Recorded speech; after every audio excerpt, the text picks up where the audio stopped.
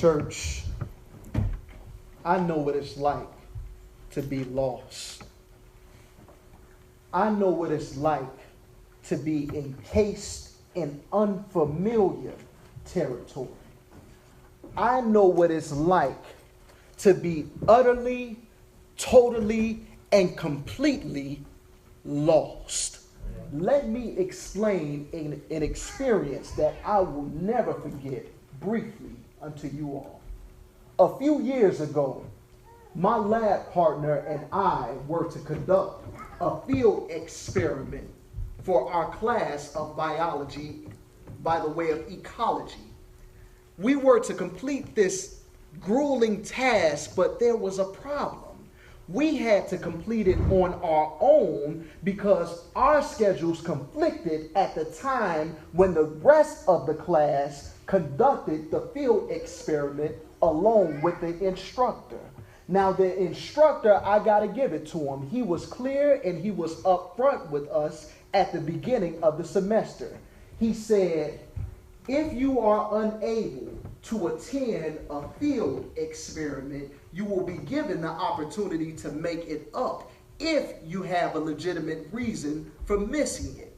We had our legitimate reasons approved, and we had to submit documentation, and he approved it, and that's where we got out there. But the thing about it is that he said that there would be no guarantee that he would be with us at the time of the makeup. So in other words, we would have to be out there on our own. Now, the thing about this experiment in particular is that it was set to take place miles and miles and miles deep in the forest. And he wasn't with us. It was only my partner and I, no instructor, no class. We were to take red tape with us and tie it along the trees every few meters so that we can find our way back easily. Somehow, church, we got turned around up in there. Somehow we lost our way. Somehow we lost track of the trees that we had marked, and we were lost miles and miles and miles deep in that forest. It was one of the scariest situations of my life. We didn't have any reception on our phones to reach out and dial out to anybody. And to make matters worse, both of the batteries on our phones were both dying. It was like this was the perfect setup for a scene out of some horror movie. And everybody that knows a thing or two about horror movies is that the black guy always dies first. Amen. Amen. This was a scary thing. So, to make matters worse, did I mention that we had been lost out there for about 6 hours? And did I mention that the time was approaching very fast that sun was about to go down? Church, we did not want to be present in that forest when that sun went down. It would not have been a good thing. Amen. So we made it out of that forest. I'll touch on how we did it later in the sermon.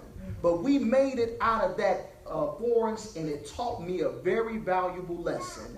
I now know a thing or two about what it means to truly be lost and not knowing your right direction from the wrong direction. To be totally encased in unfamiliar territory. Amen. Amen. With that being said, now I understand the children of Israel. I understand how they felt when they were lost out there in a barren and desolate wilderness for 40 years. But that's not the direction that I want to go on this evening. You all have heard hundreds and hundreds of sermons preached on the topic of being lost in unfamiliar territory. That is a horse that has been thoroughly beaten over and over and over again. So on this evening, with the aid of the Holy Spirit, I want to go a couple layers deeper, and I want to talk to you all about what it means to be lost at home, in familiar territory. Oh yeah, we can all relate. We all have our experiences of being lost in unfamiliar territory. But what does it mean when you're lost at home, in comfortable surroundings, and in familiar territory? Yes, sir. Amen. Amen. Church, I'm quite confident that if someone was to physically come up here and place a blindfold on my eyes, I'm quite confident that I could still navigate every inch of this building. I can navigate it. Why? Because this building, this church is familiar territory to me. I can recall as a baby running around this building. I know this church. I know the people. I know you all. There are some people in this building that knew me before I knew me. Amen. I said, this is familiar territory. But what happens when you're lost, even in a territory that you know just like the back of your hand? What happens when you look around to people who you have grown up side by side with, and they are exhibiting characteristics that you know nothing about? This person doesn't act nothing like the person that I once knew, that I grew up side by side with. What happens when you look around and you don't see those individuals that you grew up with? They are no longer in the body. Where are they? Nobody knows. What happens when you look around and you see family, people who you consider family, people who you look up to, but you grow up and you see them exhibiting characteristics that you choose not to look up to in that sense anymore? What happens when you are promised blessings from the Lord? You look around, you see your peers being blessed. You look around, you see your brothers and your sisters being blessed. You have this promise confirmed in your spirit by the Lord, but yet you have yet to receive that blessing. What happens then? All these things that I just mentioned can cause an individual to become spiritually disoriented, spiritually confused, and spiritually lost. Amen. Let's take it a step further and make it even more personal. What happens when you are lost at your home? I'm talking about your place of residence. I'm talking about where you pay your utilities, your bills, your mortgage. I'm talking about your dwelling place. Church, I know what it means to walk in front of a mirror. I'm talking about my mirror at my home, and I look at the reflection staring back at me, and I say, who are you? Amen. Amen. I know what it means to stare back at that reflection at one point of time in my life, and the person staring back at me is exhibiting characteristics and traits that I am not accustomed to seeing. Come on. I look in that mirror at one point of time and I see a person staring back at me with red eyes from partying all night. I see a person with bags all under his eyes. I see a person that doesn't show the athletically strong physical build that God has blessed me to have. Instead, I see a man that is skinny, depleted, and weak, and is a former shell of the person that I know that God has intended me to be. Amen. What happens when you look into that mirror and you see a person that is not emulating the behaviors that you were raised to have? Come on. Amen. Come on. I look in that mirror. At that particular point, we're talking years back. And I look in that mirror, and as I'm looking at this individual, I was raised correctly, so I know in my heart, I know in my mind that I'm more than a conqueror through Christ who gives me strength. But since I know that I'm more than a conqueror, who in the world is this defeated individual staring back at me in the mirror? Amen. If I'm more than a conqueror, then this reflection staring me back at my face should look like a conqueror. He should stand tall with his head held up high. He should walk like a conqueror. He should act like a conqueror, and he should talk like a conqueror. But instead, I see this person that is spiritually, mentally, and physically defeated. Amen. Come on. I'm talking about what it means to be lost at home. Amen. In familiar territory. Come on, Mike. In comfortable surroundings. Yes, sir. So what do you do? What causes this type of behavior? What causes you to be lost at home? I want to show you all a brother in our text who had the right attitude. No, he had the right position. He was in close proximity with his father, but yet his heart seemed as if it was just as far removed spiritually as his younger brother's physical presence. Yeah. We all, when we go to this familiar passage of Luke chapter 15, verse 20, it's so obvious and it's so apparent, it's like a dead giveaway to look at the transgressions of the younger brother, the prodigal son. But what about the elder brother? Amen. What about him? Let's take a look at him. And for the sake of time, Brother Granville read the text so beautifully. We're going to start at verse 25. Let's start there.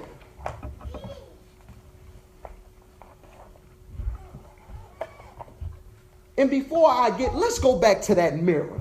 Let's go back to that mirror. I didn't finish that thing all the way. Let's go back to that mirror, because I have a problem with the individual that I seen in that mirror, which caused me to be the individual that you see standing before you now. Because the Mike that I know, the Mike that I was raised to be, is strong physically, strong mentally, and strong spiritually. The Harvey Church of Christ that I know is battle tested. They're spiritual survivors. We're a Holy Ghost headquarters worshiping, singing church. I'm talking about we sing. When trials arise, we sing. When tears are rolling and streaming down our face, we sing. We sing through tribulations. We sing through storms.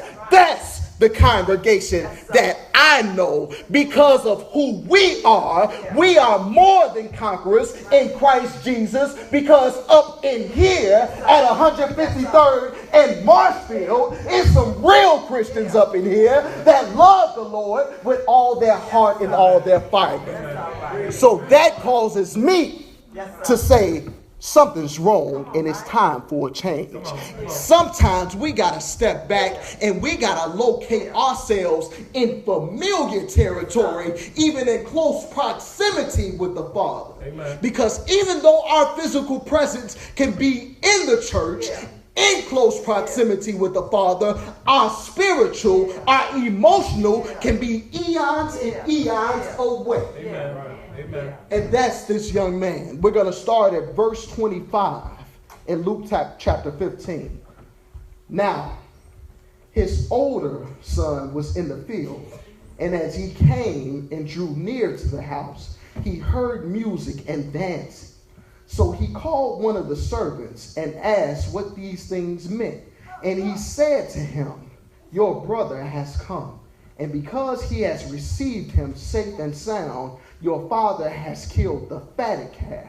But he was angry and would not go in. Therefore his father came out and pleaded with him.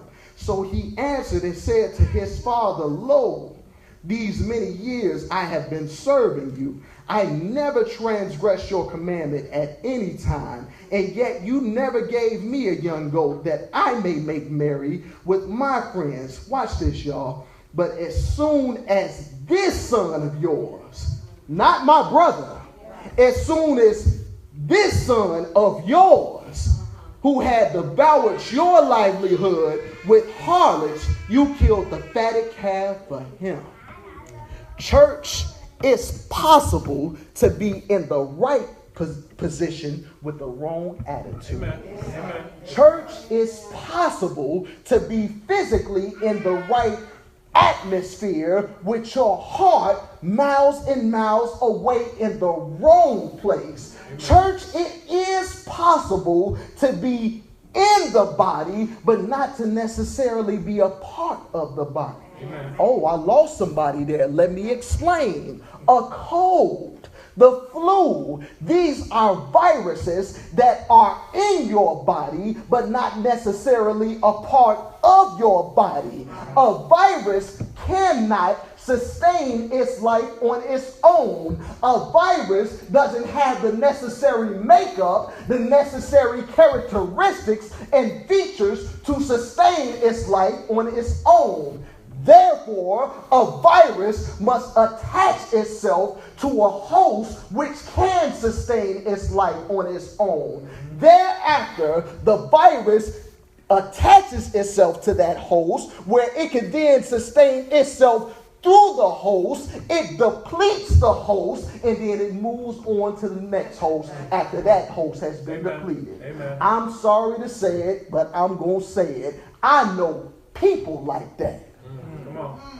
I know people who exhibit this same behavior. Harvey is doing very well. All seems to be well. Let's go and attach ourselves to Harvey and worship with them where they sing well. They have a good word. Let's go and worship with them and have a good time. As soon as Harvey hits hard times, as soon as Harvey hits a little bit of transition, as soon as Harvey becomes a little bit depleted, that's when they jump off, remove themselves from Harvey, and let's go look for another host. Yes, sir. Amen. Wow. Amen. Amen. That's Good point. Come on. That's good teaching right there. That's rich teaching. Wow. That's good teaching, though. I want to talk to you all from a sermon entitled on this evening, Lost at Home. Come on. Come on. I beg to differ that the eldest son, you can make a case that he is the true prodigal son.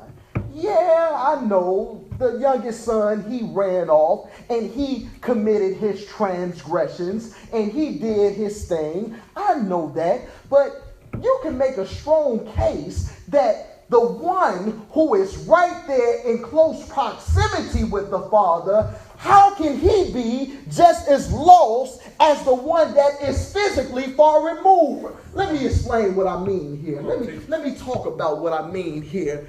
It's one thing to be like I was and be lost out there miles deep in the forest without my instructor. It's one thing for the children of Israel to be lost out there in the wilderness because they strayed away from God's commandments. It's one thing for the youngest son to stray away from the father and to stray away from his home and be lost out there away from home. But you gotta be in bad shape to be lost right there with your guide, with your mentor, with your father, how are you lost in your guide? How are you lost in MapQuest is right here in your hand? Amen. How are you lost in the GPS is right here on your phone?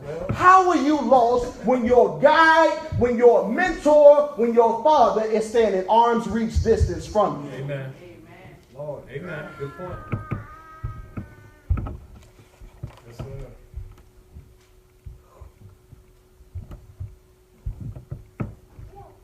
The eldest brother.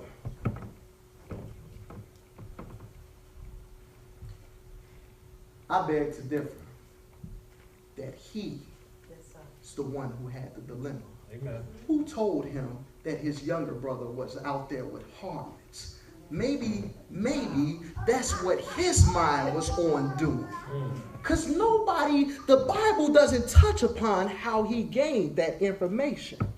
What if that's things that you perceived in your mind because that's where your heart was?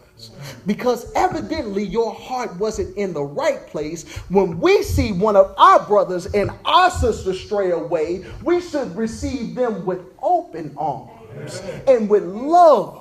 Not where you been, not Lord, why do you receive them back? And what about me? We should have our heart overjoyed with love because one of our brothers have come back home. One of our sisters have come back home. So what causes us to be lost at home?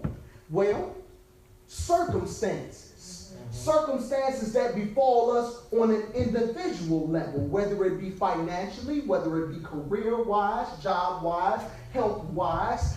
These things can cause us to lose our way on an individual level. Then we look around and our brothers and sisters are going through circumstances that could cause us to be lost looking at our brothers and our sisters. Then we look at our congregation and our congregation is going through a period of transition. These are all things that can cause a cascading domino effect of negativity to take hold to your faith, cause you to lose your zeal, lose your happiness, and have your joy crumbled into small little pieces, which makes you lose your direction, lose your way, and Lord have mercy, potentially, ultimately lose your soul's salvation.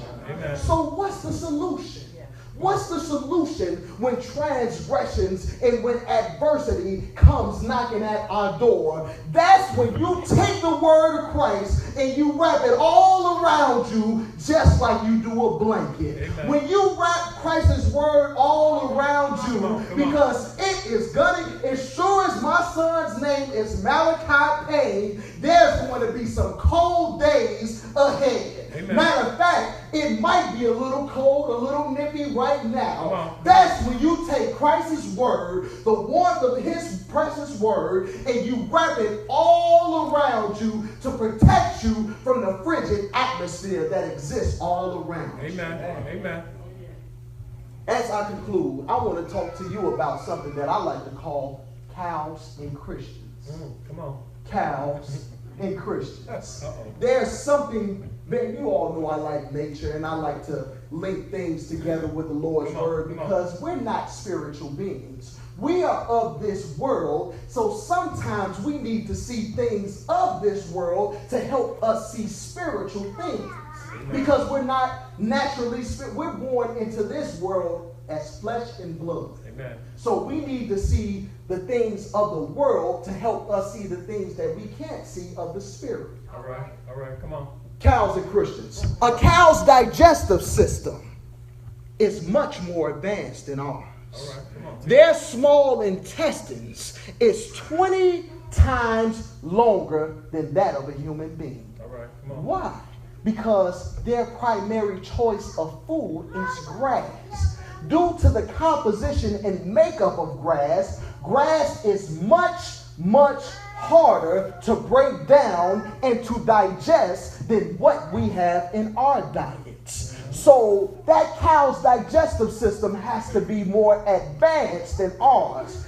And when you see that cow, you see them always chewing. It's because that cow can regurgitate that grass that was already once digested, bring it back up to its mouth, chew it, extract even more nutrients from it, redigest it all over again. And what does that cow say, y'all? That cow says, that grass is even better the second time around than it was the first time. Christians, you all need to be able to regurgitate that word back into your spirit at any given moment. When you're going through trying times, regurgitate that word back up into your spirit. When you're going through trials, tribulations, transitions, when resources are scarce, when nutrients are scarce, that's when you regurgitate that word back into your spirit, back into your heart. You begin chewing that word and breaking it down and extracting even more nutrients from it. And then you might find yourself saying, that word is even better the second time around than it was the first time. Yes, sir. Amen. Yes, sir. So when y'all see me at that door, don't y'all come up to me with nothing in y'all mouths. Y'all come up to me like, when y'all get in y'all cars after this, I want y'all to put on y'all seatbelt and y'all wave to me slowly like.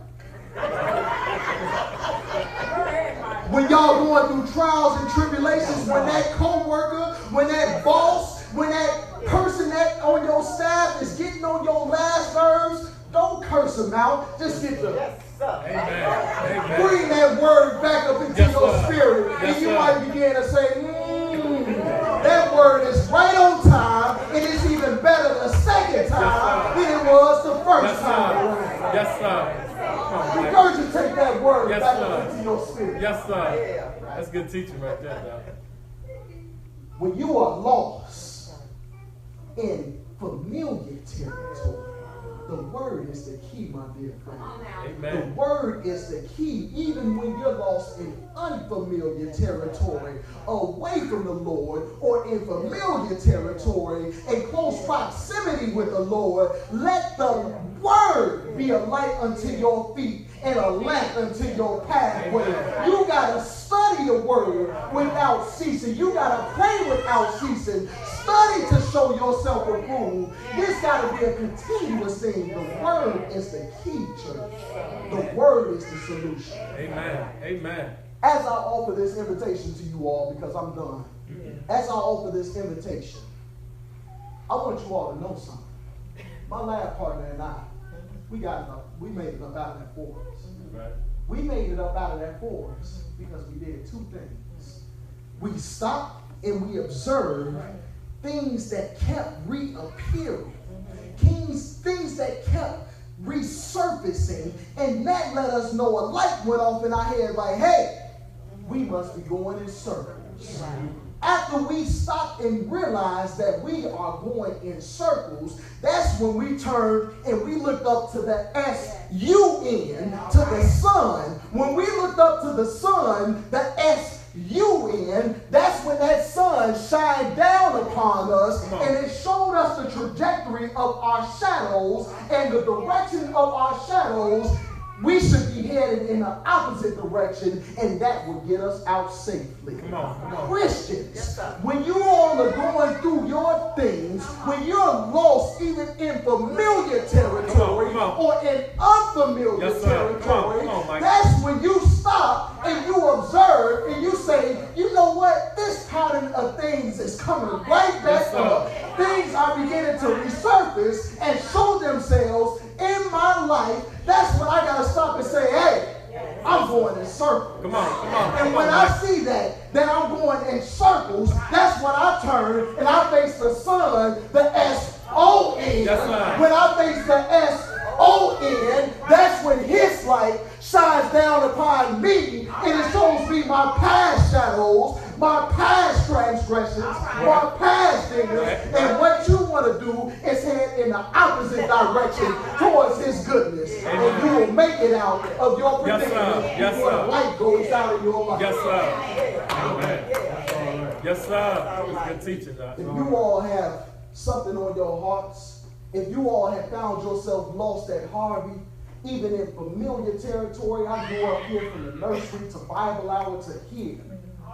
If you all have something that has been causing you to be lost in your place of refuge, get down here and ask the Lord for prayer. Amen. Ask the Lord for guidance. And he's giving it to you in that Bible. Come on now. Yes, sir. I don't see anybody that's not a part of the body, so let us together stand and sing the song of invitation. God is calling the prodigal son without